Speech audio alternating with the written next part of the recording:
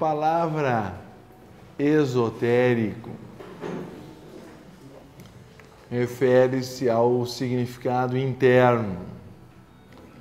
Quando nós queremos referir o significado esotérico da Páscoa, acho que cabe este comentário que se encontra em Marcos 4:11, quando perguntado pelos discípulos, Jesus teria respondido: a vós vos é dado saber os mistérios do reino de Deus, mas aos que estão de fora, essas coisas se dizem por parábolas, para que vendo vejam e não percebam, e ouvindo ouçam e não entendam, e não se convertam, e não lhes sejam perdoados os pecados. Essas traduções variam ligeiramente. Vamos ver na Bíblia de Jerusalém, por exemplo, como se expressa essa passagem, porque ela dá a entender misteriosamente que Jesus não quereria que as pessoas se convertessem, o que parece muito contraditório. Então, segundo essa tradução, que é considerada por muitos academicamente a mais atualizada, quando ficaram sozinhos, os que estavam junto dele, com os 12, o interrogaram sobre as parábolas. Dizia-lhes: a vós vos foi dado o mistério do reino de Deus, aos de fora, porém, tudo acontece em parábolas, a fim de que vendo, vejam e não percebam, ouvindo, ouçam e não entendam, para que não se convertam e não sejam perdoados. Então, essa é uma das traduções mais atuais. Em Marcos 4, 33, 34, isso continua: e anunciava-lhes a palavra por meio de muitas parábolas como essas, conforme podiam entender. E nada lhes falava a não ser em parábolas. A seus discípulos, porém, explicava tudo em particular. Portanto, acho mais do que demonstrado pela própria Escritura que havia 2 níveis de ensinamento, pelo mínimo. Um parabólico ou exotérico externo para as massas. Segundo, tinham capacidade de compreender. Outro, esotérico, interno, que era revelado em particular somente aos discípulos. O tema da nossa palestra é sobre o segundo significado. Creio que o significado da Páscoa vocês todos de alguma forma conhecem no sentido exotérico. Mas a Sociedade Teosófica trabalha essencialmente com o aspecto comum de todas as religiões, que é o aspecto interno ou esotérico.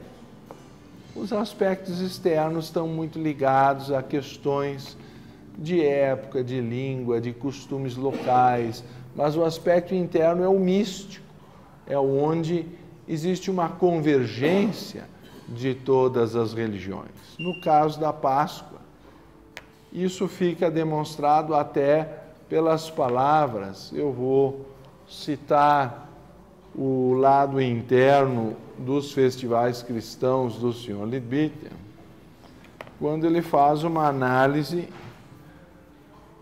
que é derivada, Easter, em inglês, Páscoa, é derivada de Eostre, que é o nome anglo-saxão mais antigo da divindade da primavera. Vocês sabem que a Páscoa corresponde no hemisfério norte à primeira lua, primeiro domingo depois da primeira lua cheia, depois do equinócio vernal, que é o início da Páscoa. Ela está, portanto, diretamente ligada à Páscoa. E é apenas outro nome de Ishtar, Ashtaroth ou Astarte, a rainha do céu, que por sua vez, se nós vamos mais longe ainda, deriva do sânscrito Ush, que quer dizer luz, assim como a primavera é Ushas, conforme consta nos Vedas. Então, a ideia de um renascimento da natureza, de uma ressurreição na Páscoa ou no período que segue o equinócio vernal ou da primavera, faz parte até do mito solar e não fica restrito apenas à tradição cristã, mas abrange todas as religiões, todos os tempos, particularmente aquelas inspiradas no mito solar. Então, o Cristo nasce como Krishna também no período mais escuro. É dito no Bhagavad Gita que quando a Dharma, ou a desordem, atinge o seu máximo, Krishna se manifesta. Assim também, o Cristo é tido como nascendo na noite mais longa do ano, no hemisfério norte, que é justamente o dia 21 de dezembro. Claro que houve deslocamentos por causa da mudança dos calendários entre o gregoriano e o juliano original, e assim também para nós tornou-se mais tradicional a festa de São João no dia 24, quando deveria ser no 21 de junho, mas todas essas pequenas alterações ainda indicam a origem no calendário do ciclo do Sol, que está associado então ao mito solar e às 4 estações, sendo a primavera aquela que sucede o inverno. Então o Cristo, vocês sabem que a Páscoa corresponde no hemisfério norte à primeira lua, primeiro domingo depois da primeira lua cheia, depois do equinócio vernal, que é o início da Páscoa. Ela está, portanto, diretamente ligada à Páscoa. E é apenas outro nome de Ishtar, Ashtaroth ou Astarte, a rainha do céu, que por sua vez, se nós vamos mais longe ainda, deriva do sânscrito Ush, que quer dizer luz, assim como a primavera é Ushas, conforme consta nos Vedas. Então, a ideia de um renascimento da natureza, de uma ressurreição na Páscoa ou no período que segue o equinócio vernal ou da primavera, faz parte até do mito solar e não fica restrito apenas à tradição cristã, mas abrange todas as religiões, todos os tempos, particularmente aquelas inspiradas no mito solar. Então, o Cristo nasce como Krishna também no período mais escuro. É dito no Bhagavad Gita que quando a Dharma, ou a desordem, atinge o seu máximo, Krishna se manifesta. Assim também, o Cristo é tido como nascendo na noite mais longa do ano, no hemisfério norte, que é justamente o dia 21 de dezembro. Claro que houve deslocamentos por causa da mudança dos calendários entre o gregoriano e o juliano original, e assim também para nós tornou-se mais tradicional a festa de São João no dia 24, quando deveria ser no 21 de junho, mas todas essas pequenas alterações ainda indicam a origem no calendário do ciclo do Sol, que está associado então ao mito solar e às 4 estações, sendo a primavera aquela que sucede o inverno. Então o Cristo, aqui é diferente, não é? Quando chega o dia 21 de dezembro, começa a cair neve no shopping.